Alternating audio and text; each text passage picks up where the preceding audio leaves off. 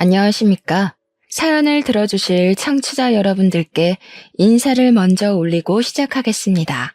저는 30대 후반에 접어든 여자 사연자로서 평소에 이런 썰들을 좋아해서 자주자주 듣고 즐기고 있었습니다.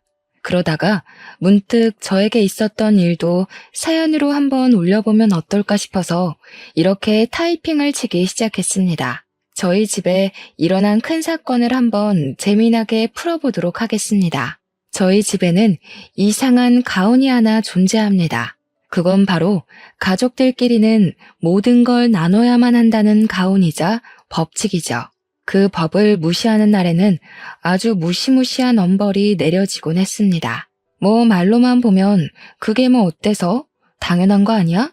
하는 생각을 하실지도 모르겠습니다만 실상은 늘 상상 그 이상이었습니다. 우리 아버지께서는 항상 가족들끼리는 콩 한쪽도 나누어야 한다고 하셨고 그 콩 한쪽이라는 게 얼마나 사소한 것인지 알게 된 건 제가 고등학생 때였습니다. 당시에 저를 좋아하던 같은 반 친구가 발렌타인데이 때 저에게 초콜릿을 선물로 주었습니다. 값이 꽤 비싸서 평소에는 사 먹을 수 없는 한 알씩 금박 포장이 된 초콜릿이었습니다.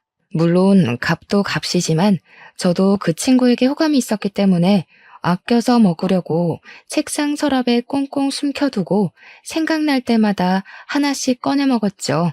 그런데 제 여동생이 그 초콜릿을 보고는 저에게 하나만 달라고 졸랐었어요. 저는 당연히 제가 좋아하는 남자애가 준 선물이기에 절대 안 된다고 꺼내 먹을 생각하지 말라고 숫자 세고 있다고 이야기를 했죠. 근데 제 동생은 그게 엄청 먹고 싶었는지 엄마에게 가서 그 초콜릿 하나만 사달라고 조르기 시작한 거예요. 엄마는 귀찮아서 언니한테 하나 달라고 하라고 이야기를 했고요.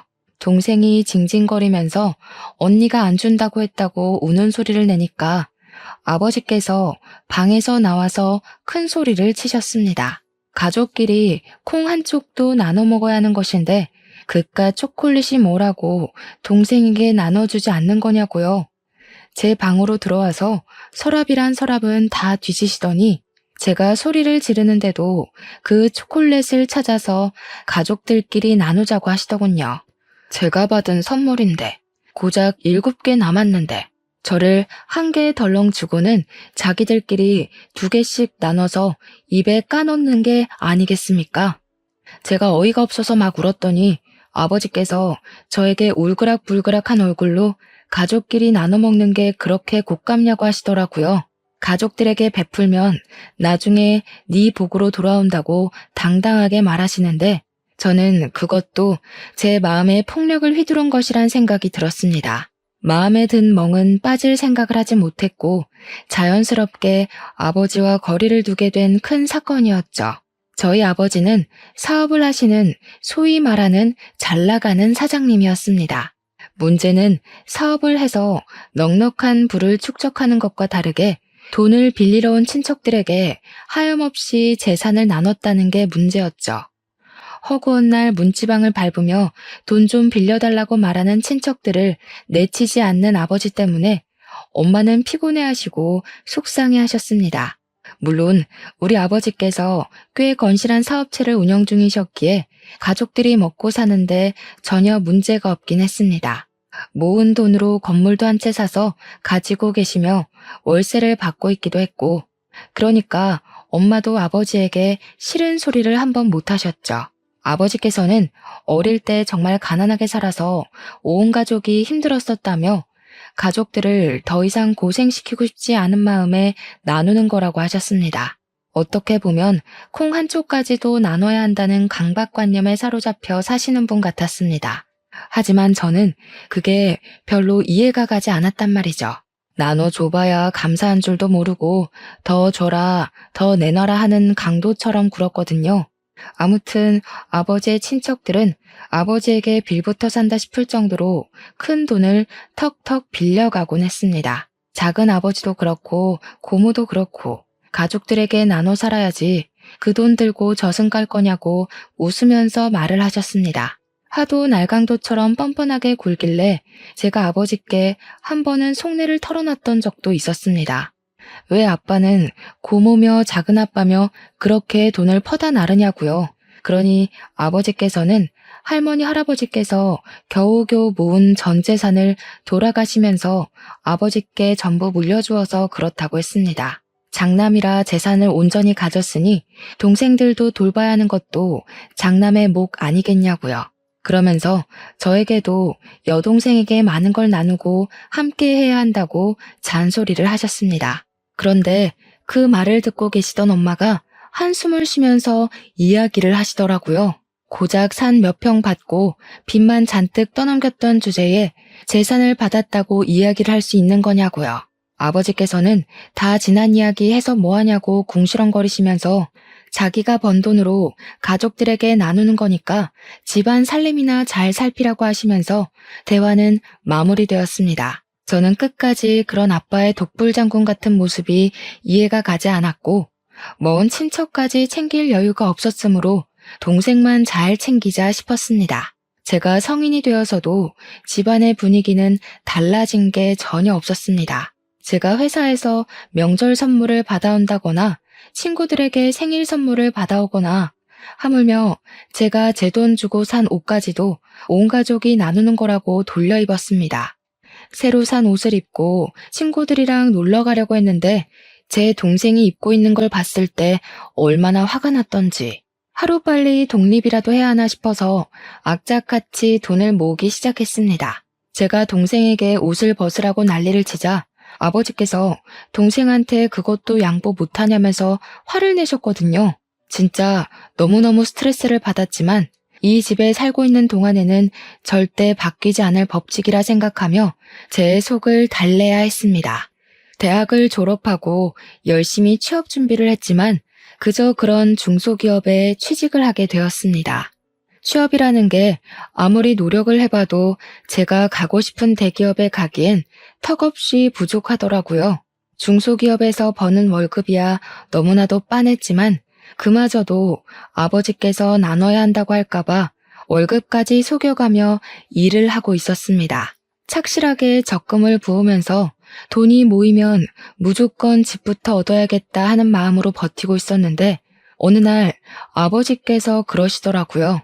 가족끼리 따로 사는 건 절대로 용납할 수 없는 일이라고. 결혼 전까지는 무조건 같이 살아야 한다고 말이죠. 제가 그런 법이 어디 있냐. 출퇴근도 힘들고 하니 원룸 얻어서 나가 살겠다고 했더니 죽어도 안 된다고 하시는 겁니다. 결국 저에게 이 집에서 탈출할 수 있는 유일한 구멍은 결혼밖에 없다는 결론이 나오게 되었습니다. 29살이 된 저는 생필품 하나까지도 감시를 하시는 아버지 때문에 탈모가 생길 지경까지 이르렀고 결국 결혼에 대한 환상을 품게 되었습니다. 어떤 인간을 만나서 결혼을 하던지 콩 한 쪽도 나눠야 한다는 아버지보다야 당연히 낫지 않겠냐. 그런 인간만 만나지 말자가 목표가 되었습니다. 그러던 도중 같은 회사 지인의 소개로 한 남자를 만나게 되었습니다. 소개팅 자리에 워낙 관심도 많고 하는 마음으로 나갔는데 의외로 괜찮은 사람이 나온 겁니다. 생긴 것 저처럼 중소기업에 다니고 있긴 했지만 성과급이 꽤 높은 회사라 실수령 자체는 괜찮은 사람이었죠. 아무래도 결혼이 목표이다 보니 가볍게 즐길 연애 깐깐하게 조건을 따지게 되었습니다. 상대방 남자는 저에게 첫눈에 반했다고 하면서 간이고 쓸개고 다 빼어줄 것처럼 굴길래 저도 점점 마음이 가기 시작했습니다. 이 집을 탈출할 수 있다는 생각에 이 남자의 단점은 보이지도 않았습니다. 8개월을 만나다가 마음을 완전히 열고 집에서 나가고 싶은 마음에 있다고 솔직하게 말을 했죠.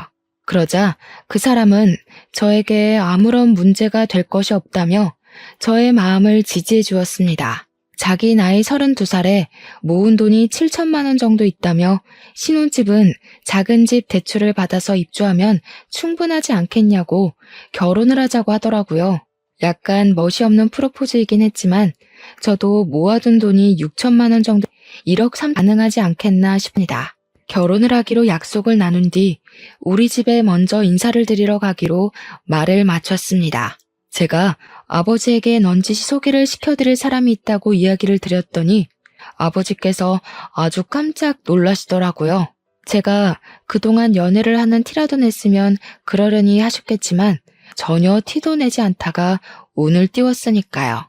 저에게 결혼할 거니? 아직 나이가 29살밖에 먹지 않았는데 천천히 해도 되지 않겠니? 라고 하셨습니다. 제 목표가 뚜렷하게 이 집을 탈출하는 것인데 천천히 하는 게 말이나 되는 소리입니까? 아니라고 빨리 결혼하고 싶다고 솔직하게 말했습니다. 주말에 인사를 드리러 올 예정이라고 이야기를 하고 주말이 되자 예비 신랑이 집에 양소했다. 그래 예상과는 달리 저희 아버지께서 상당히 탐탁하게 얼마나 만났다고? 고작 8개월 보고 결혼을 한다는 거야?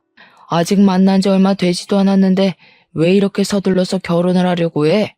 은근히 서운해하는 눈치까지 보이니까 괜히 제 마음이 불편하더라고요. 제가 이 집을 나가려고 노력하는 이유가 아버지 때문인데 정작 아버지는 아무것도 모르고 서운해하시니까요. 아버지께서는 고집스러운 제 눈빛을 보시고는 마음을 한풀 꺾으셨습니다. 가족이 되는 거고 우리 가족끼리는 콩 한쪽도 나눠 먹는 그게 우리 집 가훈이라고 이야기를 하셨죠. 가요. 예비 신랑이 막 웃으면서 현실적인 가훈이라고 너스레를 떨더라고요. 아버지께서 곰곰이 생각을 하시더니 신혼집은 대출 받지 말고 본인이 직접 전세를 얻어주시겠다고 말씀하셨습니다. 예비 신랑이랑 저랑은 집 대출 알아보면서 생각보다 높은 금리에 걱정이 이만저만이 아니었는데 오히려 잘 됐다 싶었습니다. 집은 아버지께서 해주시기로 했으니까 우리가 모은 돈으로 혼수하고 결혼식 준비를 하면 딱 맞겠다 싶었던 거죠. 그리고 한 3주 정도 지나서 주말에 이번에는 예비 신랑네 집으로 인사를 드리러 가게 되었습니다. 솔직히 주변에 결혼을 한 친구가 없어서 인터넷으로만 시댁 이야기를 접하게 되었었는데요. 보통 인터넷에 올라오는 시댁 이야기들은 부정적인 이야기가 많더라고요. 시집살이며 고부간의 갈등이며 그래서 너무나도 긴장되고 한편으로는 무섭기도 하고 막 등에 땀이 줄줄 흐를 정도였어요. 아무튼 시댁에 딱 들어갔는데 예비 시모가 저를 보자마자 너무 반가워하시면서 우리 아들이랑 결혼한다고? 너무 고맙고 축하해 라고 말하셨습니다. 이제 한 가족이 되는 거니까 서로 서운해하지 말고 아끼고 사랑하면서 잘 지내보자고 하시면서 저를 꼭 안아주셨어요. 제가 얼떨떨하게 있자 우리 가족은 서로 화합하는 걸 중요하게 생각하니까 서운하거나 무슨 일 있으면 바로바로 말해달라고 하셨습니다. 화사하게 웃으면서 이야기를 하시는데 와, 나 진짜 너무 좋은 사람을 만났구나 하고 감사함까지 생기더라고요. 시모 얼굴이 정말 곱고 엄청 선하게 생긴 이미지여서 저는 너무너무 좋다고 앞으로 잘 지내고 싶다고 인사를 드렸어요. 시댁에서 밥을 먹는 내내 잘 챙겨주시기도 했고 걱정했던 시월드랑은 거리가 멀어서 다행이다 싶었습니다. 상견례 날짜를 잡고 양가 가족들이 만나게 되었는데 제가 긴장했던 것과 달리 분위기도 너무 훈훈하고 좋았습니다. 아버지께서도 잘 키운 딸 시집 보낸다는 느낌으로 인자하게 시댁 식구들을 맞이하셨고 어머니도 평소에 잔소리가 많은 분이시지만 그날만큼은 제 자랑을 하시더라고요. 시부모도 우리 부모님께 딸아이 곱게 키워주셔서 감사하다고 집안 식구로 맞이해서 잘 보살피겠다고 하셨고요. 팔뚝에 막 소름이 돋긴 했지만 결혼해서 잘 살 수 있겠구나 하는 확신이 드는 자리이기도 했습니다. 그렇게 남편과 저는 연애를 시작한 지 10개월 만에 결혼을 하게 되었고 양가의 만남 이후 결혼식도 빠르게 진행되었습니다. 신혼집은 아버지께서 해주셨고 혼수는 둘이 발품 팔아 구했습니다. 그렇게 결혼식까지 무사히 치르게 되었습니다. 문제는 결혼을 하고 나서부터 시작이 되었습니다. 처음에는 잘 몰랐던 부분인데 결혼을 하면 보이게 되는 부분이 있잖아요. 같이 살기 시작한 이후에 보이는 단점들이 보이기 시작하는데 남편이 엄청나게 게으른 사람이었던 거죠. 회사에 출근하는 것조차 우는 소리가 없으면 못하는 사람처럼 아침부터 엄청나게 징징거리면서 출근을 했어요. 더 자고 싶다. 누워있고 싶다. 양치하기 귀찮다. 누가 시켜줬으면 좋겠다. 나 대신 일할 사람 없나? 툭하면 이런 말을 반복했습니다. 저는 진절머리가 났죠. 그런데 남편이 되도 않는 말을 하는 게 이게 끝이 아니었습니다. 나는 사업가 체질인 것 같은데 그냥 사업을 시작해볼까? 장인처럼 사업하면 잘할 수 있을 것 같은데 하면서 은근히 퇴사하고 싶다는 의견을 피력했고요. 물론 제가 그때마다 못 들은 척 그냥 넘어갔지만 하루 종일 사업 타령을 하며 허튼 소리를 하니 그건 또 그것대로 피곤하더라고요. 제가 결국에는 남편에게 2세 계획을 생각하면 안정적인 직장에 남아있는 것이 낫지 않겠냐고 몇 번이나 진지하게 이야기를 했습니다. 그러니까 남편이 하는 말이 어차피 집도 장인이 줘서 대출 갚을 것도 없고 결혼 자금 모았던 것도 거의 다 남아있지 않냐고 하더라고요. 고정적인 수입은 저에게 있으니 문제될 것이 하나도 없다고 말을 하는 겁니다. 거기다가 둘이 모은 돈 1억 3천만 원 중 결혼식 비용, 혼수 비용 빼고 9천만 원 정도가 남아 있었는데 그 돈으로 사업하면 충분하지 않겠냐고 하더라고요. 저는 당연히 남편을 말렸죠. 지금 집도 좁은 집인데 나중에 아이가 태어나면 그 돈 보태서 큰 집으로 이사를 가야 하지 않겠냐고요. 남편은 입을 피죽이면서 제 말에 따로 반박을 하진 못했죠. 물론 그렇다고 사업에 대한 마음을 접었다는 건 절대 아닙니다. 그날 이후로 매일같이 남편은 저에게 회사에서 너무 힘들다, 가장이 잔소리한다, 부장이 결제를 해주지 않고 다시 해오라고 한다 하면서 투정을 부리기 시작했어요. 제 피를 말려서라도 퇴사를 해야겠다는 목표를 잡은 것인지 결혼한 지 3개월 만에 남편의 징징거림에 짜증이 막 솟구치더라고요. 제가 든든한 방패막이 남편을 얻은 건지 3살 먹은 아이를 얻은 건지 헷갈릴 지경이었죠. 더 큰 산은 바로 시댁이었습니다. 남편이 시댁에 가서 회사 그만두고 싶다, 사업을 한번 해봤으면 좋겠다 하면서 장황하게 별 볼 일 없는 사업 계획을 포장해서 말했더라고요. 근데 남편의 사업 아이템이라는 게 이렇다 할 아이디어가 있는 것도 아니었거든요. 그냥 중국에서 저렴한 홈카메라 같은 걸 사와서 국내에서 라벨링만 새로 해서 펫 전용 홈카메라로 둔갑해서 팔겠다는 거였어요. 또 허튼 소리 시작했다 싶어서 가만히 있었는데 시댁에서 글쎄 아이디어가 너무 좋은 것 같다면서 한번 해보라고 부추기는 거예요. 제가 놀래서 정색을 하고 시댁 식구들에게 저거 해서 얼마나 벌겠냐고 그냥 회사 다니는 게 최고라고 이야기를 했죠. 그런데 시모가 전혀 예상치 못한 답변을 하셨습니다. 우리 아들이 스트레스를 받아서 죽겠다는데 너는 내조를 더 열심히 할 생각을 해야지. 갑자기 저를 확 흘겨보면서 이야기를 하시는데 결혼 전에 봤던 인자한 시모는 제 앞에 없더라고요. 저도 순간 짜증이 나서 지금 이렇게 말리는 게 내조하는 거라고, 그리고 맞벌이 부부 사이에 아내가 남편 내조해야 된다는 법이 어디 있냐고 대들었죠. 그러니까 시모가 갑자기 기가 차다는 듯이 우리 아들 밥은 잘 챙겨주고 있는 거 맞냐고, 우리 아들 살이 쏙 빠졌다고 하면서 혀를 끌끌 차더라고요. 언제는 서로 서운한 일 만들지 말고 잘 살아보자고 그러더니 저도 기가 차더라고요. 다른 내용은 싹 무시하고 사업은 절대 안 된다고, 이런 걸로는 먹고 살기 힘들다고 이야기를 하고 마무리를 했죠. 아니, 마무리를 했다고 생각을 했죠. 사업 타령한 지 6개월쯤 지나서 남편이 대뜸 자기 사표를 냈다고 이야기를 하는 겁니다.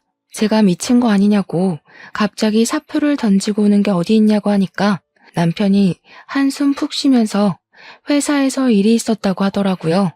거래처 대금 정산을 하느라 전표를 관리하는데 금액에 큰 구멍이 생겼다는 겁니다. 과장이랑 같이 목욕탕을 가고 회사 돈으로 비싼 밥을 사 먹고 했는데 영수증을 따로 챙기지 못한 게 한두 건인 줄 알았더니 엄청나게 많았던 거죠. 뻔뻔한 남편은 회사에서 잘리기 전에 먼저 실업급여라도 신청해보려고 사표를 냈다고 이야기를 하더라고요.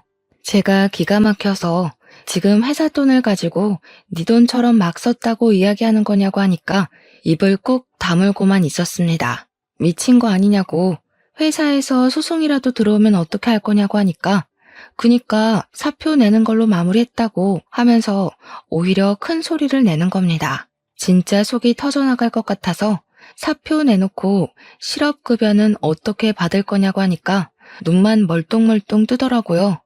그러면서 뭐라는 줄 아세요? 회사 그만두면 자동으로 실업급여 나오는 거 아니냐고 미친 소리를 하더라고요. 제가 기가 막혀서 그냥 할 말이 쏙 사라지더라고요. 앞으로 뭐 해먹고 살 거냐고 물어보니까 글쎄 하는 말이 당신이 벌어오는 돈으로 우리 둘이 못 살겠어? 하면서 드디어 본론을 꺼내더군요. 9천만 원 남아있는 통장 자기한테 주면 사업 한번 제대로 시작해보겠다고요.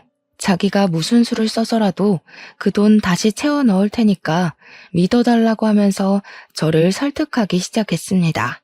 저는 당연히 안 된다고 딱 잘라 이야기를 했는데 시모한테 그것조차 일렀는지 다음날 시모가 우리 집에 찾아온 거예요.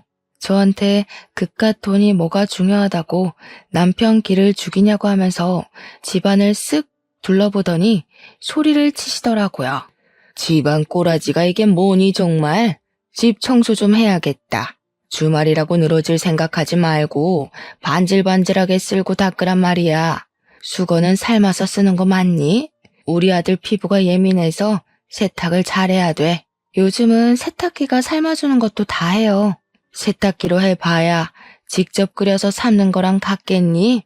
당장 수건부터 삶아라. 수건 삶고 난 다음에 속옷도 삶고 청소기만 돌리지 말고 물걸레질까지 하고. 우리 아들 미세먼지에 약한 거 몰라서 그래? 그리고 냉장고에 먹을 것도 하나 없더라. 그러니까 우리 아들 살이 빠지지. 집안 살림 하나하나를 들춰보면서 잔소리를 하는데 저도 그냥 넘어가면 안 되겠다 싶더라고요. 시모한테 집안 살림 하나하나 간섭하시면 서운하다고 하니까 시모가 눈을 치켜뜨면서 지금 자기한테 뭐라고 했냐고 다시 말해보라고 성을 내더라고요. 결혼 전에 보여줬던 모습은 어디 가고 저한테 언제는 화합하면서 잘 살아보자고 하더니 너무 일방적으로 나오는 것 아니겠어요? 저도 화가 나서 시모한테 너무 간섭이 심하다고 궁시렁거렸더니 어디 시모한테 말대꾸를 하냐며 노발대발했죠. 내가 이 정도 간섭도 못하니? 우리 아들 살림이나 마찬가지인데 라고 하시더라고요. 그러더니 한술 더 떠서 다음 주 주말에 시댁에 와서 살림을 배우고 가라는 거예요. 죽어도 안 가려고 애둘러서 이야기를 했는데 일주일 내내 전화에서는 오라고 오라고 난리를 치길래 어쩔 수 없이 도살장 끌려가는 소마냥 갔죠. 그랬더니 화장실에 들이밀고는 턱을 치켜뜨길래 화장실 청소하라고요? 했더니 욕조를 보라고 하더라고요.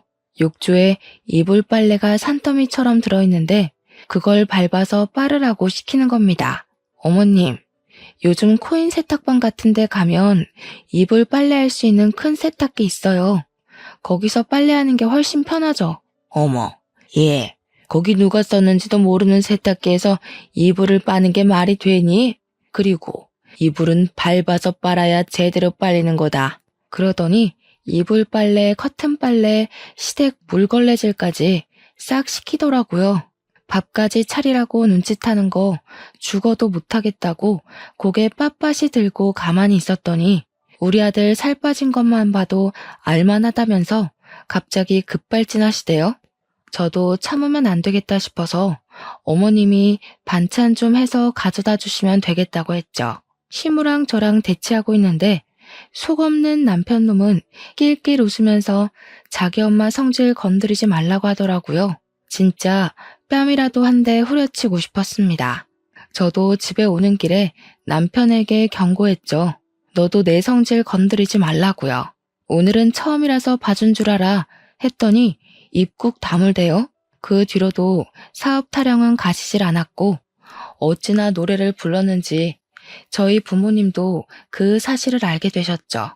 근데 우리 아버지께서 남자가 사업 한번 해보는 거 나쁘지 않은 일이라면서 실패도 해보고 성공도 해보면 견문이 더 넓어진다고 남편 편을 들더라고요.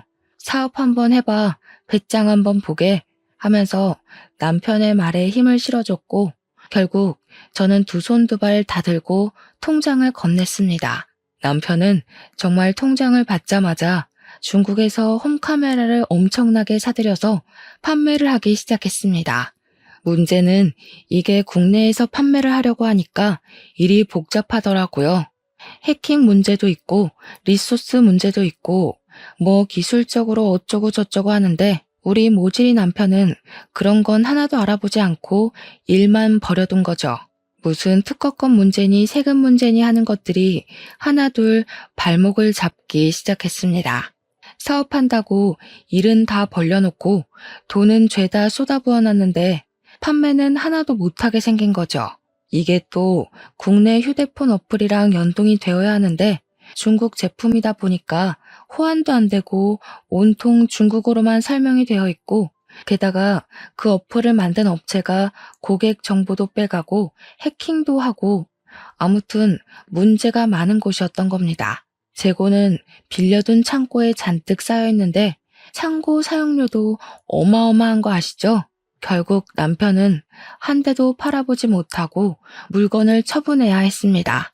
공짜로 주변에 뿌리고 팔리지 않으니까 중고 마켓에 나눔을 하기도 하고요.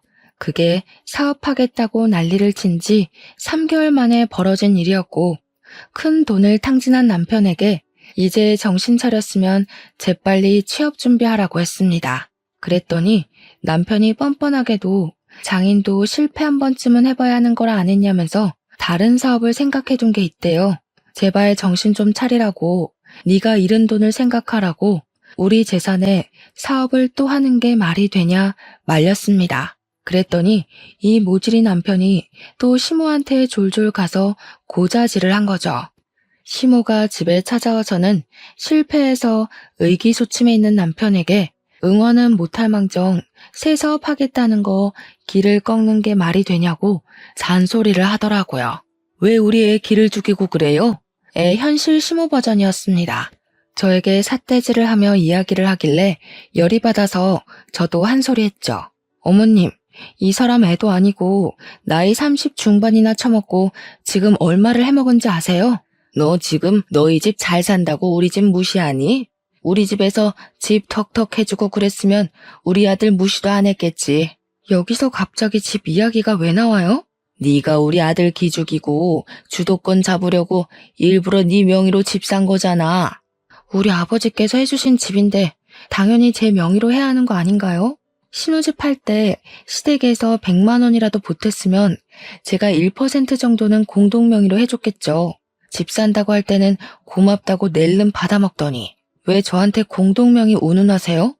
굉장히 어이없는 거 아시죠? 시모가 무슨 할 말이 더 있겠습니까?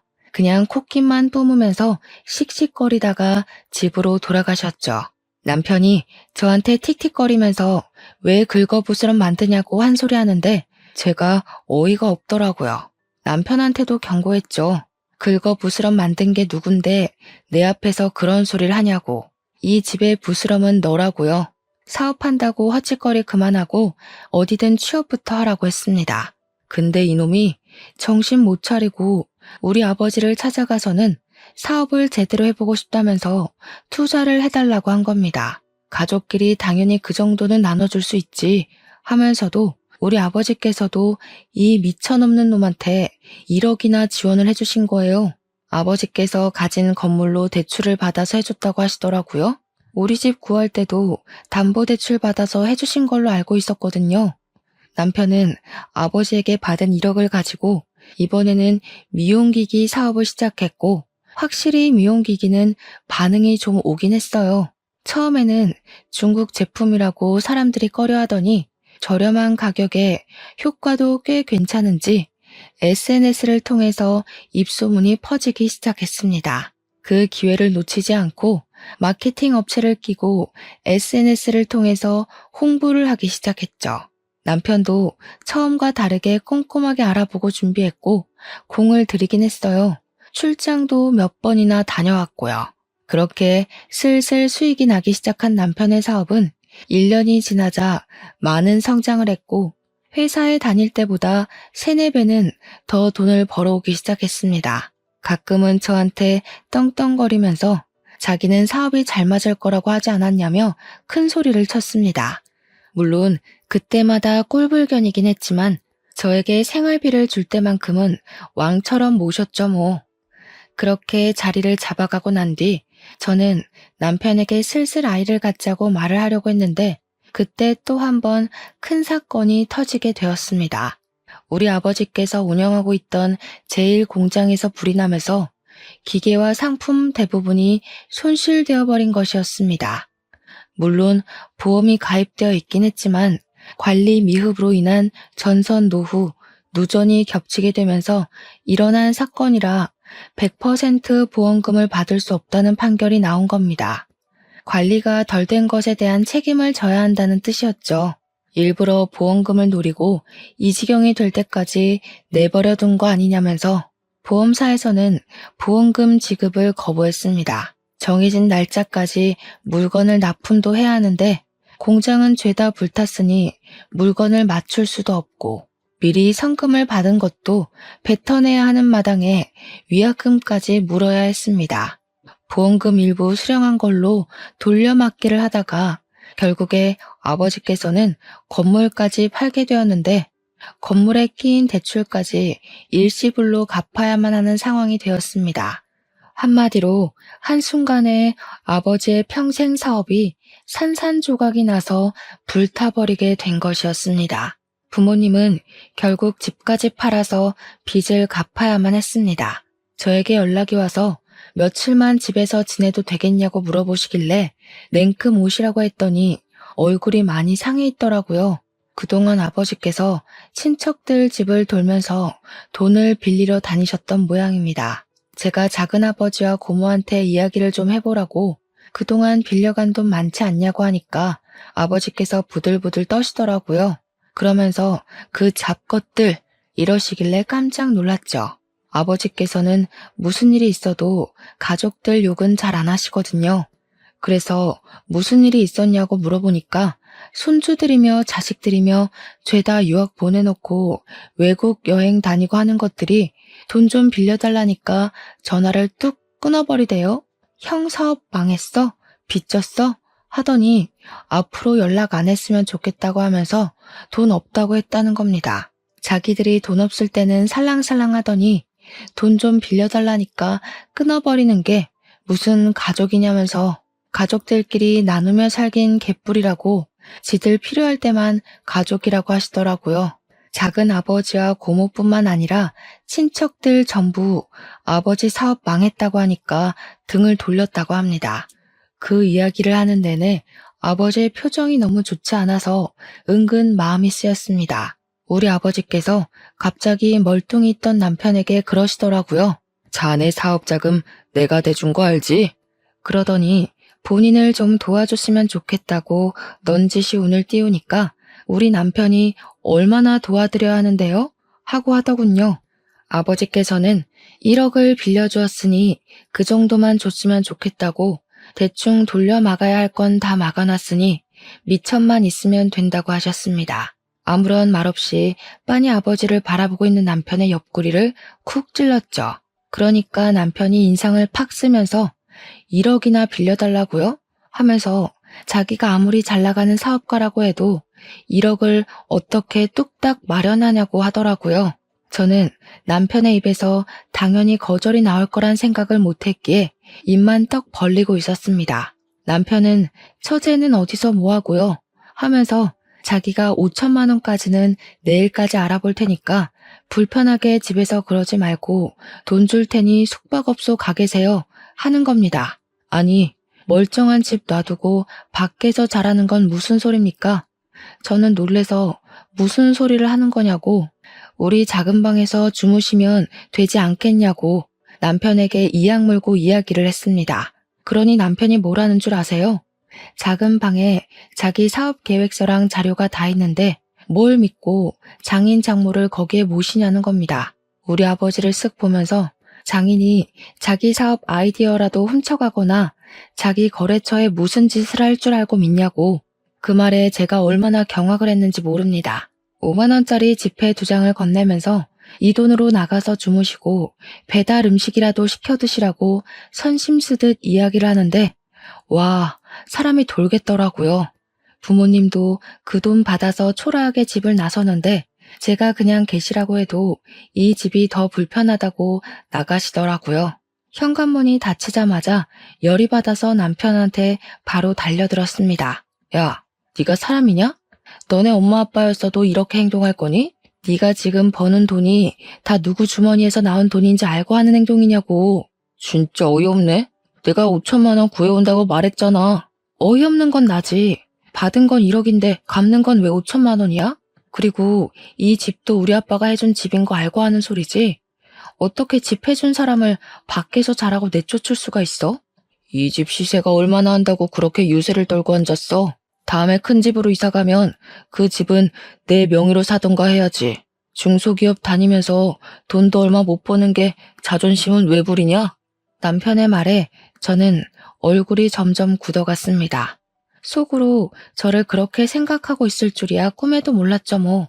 아무리 그래도 3년이라는 시간을 서로 부대끼면서 살았는데 그런 생각을 하고 있었다는데 충격적이었습니다. 제가 아무 말도 하지 않고 부르르 떨고 있으니까 저한테 5천만 원 주는 것도 감지덕지하게 생각하라고 하면서 지방에 일자리를 알아봐 드리라는 겁니다.